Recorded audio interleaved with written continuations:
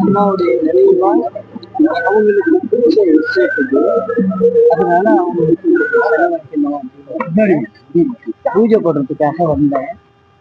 அதுக்கப்புறம் அரசாங்கத்துக்கு முறைப்படி பர்மிஷனுக்கு லெட்டர் கொடுத்தோம்.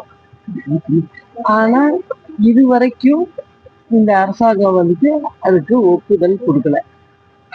ரொம்ப நாள் பெண்டிங் வச்சு எங்க மேனேஜர் வந்து தொடர்ந்து மாவட்ட ஆட்சியர் அலுவலகத்துக்கு போய் கேட்டோம்.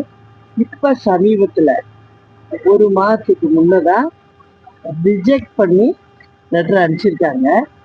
இப்ப நான் அதை திரும்ப வந்து என்னன்னு பார்த்து நான் அனுப்பி அதுக்கு பர்மிஷன் வாங்கி கட்டணும்னு நினைக்கிறேன்.